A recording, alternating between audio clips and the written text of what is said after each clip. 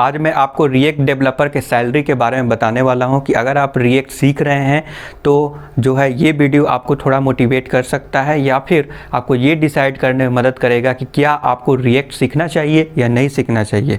तो मैं salary package के बारे में बात करने वाला हूं कि अगर आप रिएक्ट सीखते हैं तो कितना सैलरी एक्सपेक्ट कर सकते हैं और आज के डेट में रिएक्ट डेवलपर को कितना अर्निंग होता है, कितना सैलरी पैकेज मिलता है, क्योंकि सैलरी पैकेज भी एक बहुत ही इम्पॉर्टेंट रोल प्ले करता है अगर आप जॉब करना चाहते हैं, किसी भी टेक्नोलॉजी में आप सीखना चाहते हैं तो डेफिनेटली ये वीडियो हेल्पफुल होने वाला है और डेफिनेटली इससे आप ये डिसाइड कर पाएंगे कि क्या रिएक्ट सीखना चाहिए या नहीं सीखना चाहिए, या अदर टेक्नोलॉजी में जाना चाहिए, या सॉफ्टवेयर इंडस्ट्री ही छोड़ देना चाहिए, या फिर यही बढ़िया है, यही सबसे बेस्ट है। तो सब कुछ अच्छे से डिसाइड कर पाएंगे इस वीडियो के माध्यम से। तो चलिए हम इस वीडियो में विस्तार से इसको समझने का प्रयास करेंगे कितना सैलरी आपको मिल सकता है अगर आप रिएक्ट सीख रहे हैं। तो रिएक्ट डेवलपर का जो सैलरी है वो कई चीज़ों पे डिपेंड करता है। तो कुछ फैक्टर्स हैं, इस फैक्टर के अकॉर्डिंग जो है सैलरी वैरी कर सकता है, तो उस फैक्टर के बारे में हम बताने वाले हैं। तो पहला फैक्टर है प्लेस, आप किस लोकेशन में आप जो है जॉब करते हैं। लोकेशन वाइज जो है सैलरी अलग अलग हो सकते हैं। तो अगर आप सपोज दैट किसी हैदराबाद में हैं, या फिर अगर आप बेंगलोर में हैं, या फिर दिल्ली में हैं, या फिर चेन्नई में हैं, या फिर मान लीजिए कोलकाता, भुवनेश्वर या रांची, इस टाइप के सिटीज़ में हैं, तो फिर जो है ये वैरी कर सकता है। मे बी कुछ सिटीज़ में बहुत कम कंपनी हो या फिर एका दुक्का कंपनी हो, तो जो है ये वैरी करेगा। ठीक है, तो लोकेशन एक बहुत ही इंपॉर्टेंट फैक्टर है जो कि इसके ऊपर सैलरी डिपेंड करता है। कुछ लोकेशन जो है कॉस्टली होते हैं, फॉर एग्जांपल बेंगलोर हो गया और मुंबई हो गया, तो वहाँ पे कंपैरेटिवली आपको हायर पैकेज आप एक्सपेक्ट कर सकते हैं। दूसरा जो मेजर फैक्टर है वो है एक्सपीरियंस एंड स्किल, आपका जो है कितना एक्सपर्टीज है उस सब्जेक्ट पर, यानी कि रिएक्ट के बारे में बात कर रहे हैं तो रिएक्ट में कितना आपका पकड़ है, कितना एक्सपर्टीज है, कितना एक्सपीरियंस है, ये सब मैटर करता है।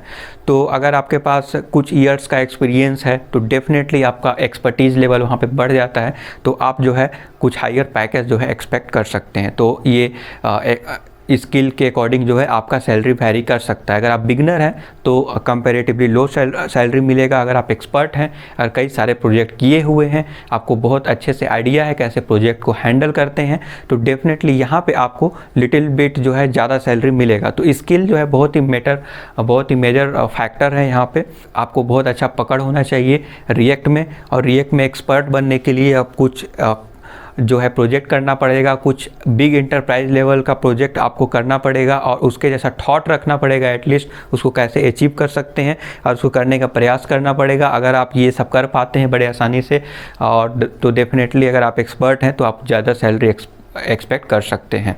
तीसरा जो है फैक्टर है वह कंपनी, किस कंपनी में काम करते हैं। तो आपके पास जो है सपोज दैट अच्छा एक्सपर्टीज़ लेवल है बट किसी छोटे कंपनी में काम कर रहे हैं, छोटे कंपनी या फिर किसी आईटी फर्म, या फिर बहुत सारे 10-15 लोगों का भी टीम होता है, 50 या 100 की टीम होता है। तो छोटे कंपनी में अगर काम करेंगे तो उन लोग का अर्निंग कम होता है, तो ज़्यादा पैसा तो आपको नहीं दे पाएंगे। तो उस केस में जो है आपको कम सैलरी देखने को मिलता है। तो डेफिनेटली ये कंपनी के ऊपर भी डिपेंड करता है किस कंपनी में आप काम कर रहे हैं। तो जितने भी अगर छोटे कंपनी में है, अगर उनको ज़्यादा फैसिलिटी नहीं मिल रहा है तो डेफिनेटली ऐसे कंपनी में जाना चाहिए जहाँ पे जॉब सिक्योरिटी अच्छा है और वहाँ पे आपको पैकेज कंपेरेटिवली ज़्यादा मिले। फॉर एग्जांपल अगर हम बात करें एमएनसीज़ में, तो एमएनसीज़ में मैं ये नहीं बोलूँगा कि सैलरी ज़्यादा मिलता है, but comparatively means average salary देखने को मिलता है। तो अगेन ये कंपनी वाइज कंपनी डिपेंड करता है। अगर कुछ स्टार्टअप में अगर आप जाते हैं तो वहाँ पे आपको कुछ ज़्यादा पैकेज मिल सकता है। अगेन स्टार्टअप को में जो है जॉब पाना थोड़ा डिफ़िकल्ट होता है, क्रैक करना इंटरव्यू थोड़ा टफ होता है। बट अगेन जो है कुछ स्टार्टअप हैं, कुछ ऐसे कंपनी हैं जो ज़्यादा पैकेज ऑफ़र करते हैं, तो ऐसे कंपनी में आप जा सकते हैं अगर आप ज़्यादा पैकेज पाना चाहते हैं। तो ये सारे फैक्टर्स हैं जिस पे सैलरी डिपेंड करता है। तो चलिए आगे हम बात करेंगे कि क्या क्या सैलरी हो सकता है। तो लोकेशन वाइज हम बात करते हैं कि किस लोकेशन में आपको कंपैरेटिवली ज़्यादा पैकेज देखने को मिलता है। तो पहला नंबर पे आता है हैदराबाद। तो हैदराबाद जो है एक बहुत ही बेहतरीन सिटी है और आईटी कंपनी के लिए, और जो भी आईटी और टेकी इंथुजियास्टर लोग हैं उनके लिए बहुत ही बेहतरीन सिटी आप बोल सकते हैं। वहाँ पे आपको कंपैरेटिवली जो है हायर पैकेज देखने को मिलता है। तो बहुत सारे कंपनीज़ हैं वहाँ पे, आपको हायर पैकेज वहाँ पे ऑफ़र कर सकते हैं। तो पहला नंबर पे आता है हैदराबाद। दूसरा नंबर पे आता है बेंगलोर। बेंगलोर का नाम तो बहुत ही ज़्यादा फेमस है, आप भी जानते होंगे। तो बेंगलोर में उसके बाद जो है बेंगलोर में ज़्यादा सैलरी देखने को मिलेगा अगर आप रिएक्ट डेवलपर अगर आप बनना चाहते हैं तो। फिर तीसरा है मुंबई। तो उसके बाद जो है मुंबई में आपको ज़्यादा पैकेज देखने को मिलेगा, थोड़ा कॉस्टली सिटी भी है। तो अगेन यहाँ पे इसीलिए जो है ज़्यादा पैकेज आपको देखने को मिलेगा अगर आप रिएक्ट डेवलपर अगर हैं, अगर मुंबई के किसी कंपनी में हैं तो थोड़ा बहुत आपको ज़्यादा सैलरी देखने को मिलेगा। उसके बाद अगला सिटी है वो है दिल्ली। दिल्ली में उसके बाद आपको ज़्यादा सैलरी देखने को मिल सकता है। और फिर है पुणे। उसके बाद पुणे में आपको वहाँ भी बहुत सारे आईटीज़ कंपनी अवेलेबल होने की वजह से, और वहाँ पर भी आपको कंपैरेटिवली ज़्यादा सैलरी देखने को मिलता है एज अ रिएक्ट डेवलपर।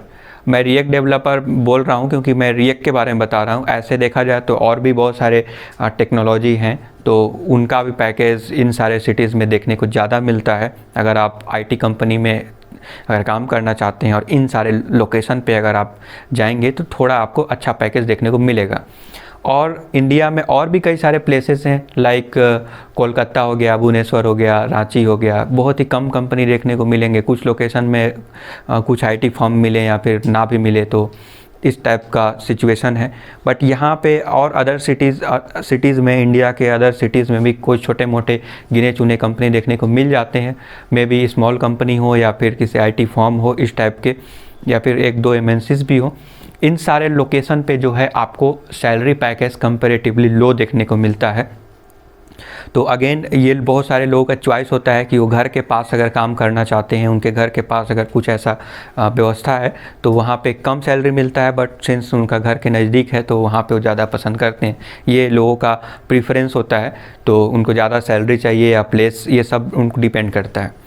तो डेफिनेटली आईटी कंपनी के बारे में बात करें तो इन सारे लोकेशन में जो मैंने बताया, जो कुछ लोकेशन में बताया, वहाँ पे ज़्यादा सैलरी देखने को मिलता है। और अदर जो सिटीज़ हैं वहाँ पे जो है लिटिल बिट आपको कंपैरेटिवली कम सैलरी देखने को मिलेगा, और मे भी बहुत ज़्यादा भी कम देखने को मिले। फिर हम बात करेंगे कि 1 से 3 साल के जिसका एक्सपीरियंस है उसको कितना सैलरी देखने को मिलता है। तो डेफिनेटली ये भी काफ़ी ज़्यादा इंटरेस्टिंग है कि 1 साल मतलब आप बोल सकते हैं नौसिखिया, और 1 साल से 3 साल के बीच में। तो ये जो सैलरी देखने को मिलेगा 1 से 3 साल के बीच में, वो अराउंड आपको 6 लाख तक मिलेगा। यानी कि आप देखेंगे कि 3 से 6 लाख का पैकेज जो है आपको जनरली देखने को मिलता है एज अ रिएक्ट डेवलपर, आपके पास अगर 1 साल से 3 साल का एक्सपीरियंस है तो। ये डिपेंड करता है कंपनी वाइज। यहाँ पे देख सकते हैं कुछ एमएनसीज़ हैं, कुछ उन लोग थोड़ा ज़्यादा पैकेज में भी प्रोवाइड कर सकते हैं, कुछ प्रोडक्ट बेस्ड कंपनी है वो और ज़्यादा प्रोवाइड करेंगे, कुछ स्टार्टअप है वो थोड़ा और ज़्यादा। तो इस टाइप से जो है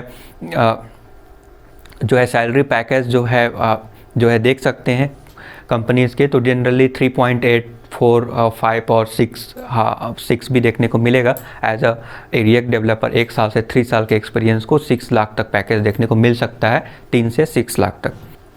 3 साल से 5 साल तक के एक्सपीरियंस वाले को 6 से 11 लाख तक का पैकेज देखने को मिलता है। अगेन ये वैरी करता है प्लेस के अकॉर्डिंग और कंपनी के अकॉर्डिंग, बट ज़्यादातर लोगों को यही एवरेज सैलरी देखने को मिलता है। मैक्सिमम लोग इसी सैलरी ब्रैकेट में आते हैं जिनको 6 लाख से 11 लाख का पैकेज देखने को मिलता है अगर आपका 3 साल से 5 साल का अगर एक्सपीरियंस है तो डेफिनेटली यहाँ पे आप एक्सपेक्ट कर सकते हैं इतना।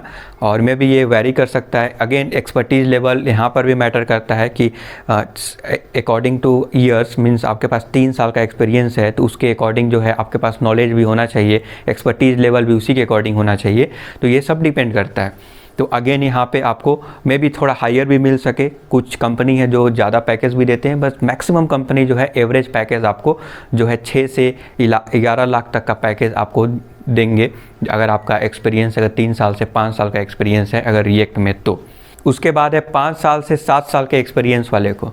तो डेफिनेटली जो है ये 5 साल और 7 साल ये बहुत ही बड़ा नंबर हो जाता है। अगेन 5 साल एक्सपीरियंस गेन करना टेक्नोलॉजी में ये बहुत ही डिफ़िकल्ट हो जाता है। अगर आप कंटिन्यूअसली अगर मेहनत कर रहे हैं, अगर बहुत ही ज़्यादा एक्सपर्ट हैं, तो यहाँ पे आपको मैक्सिमम सैलरी देखने को मिलता है इस जो है ब्रैकेट में 5 साल से 7 साल के एक्सपीरियंस वालों के लिए। यहाँ पे एवरेज अगर सैलरी के बारे में बात करें तो 10 से 15 लाख का पैकेज यहाँ पर देखने को मिलेगा। 10 से 15 लाख आप एक्सपेक्ट कर सकते हैं। अगेन कुछ कंपनी में ज़्यादा भी मिल सकते हैं। कुछ मीन्स क्या होता है ना कि 10 साल से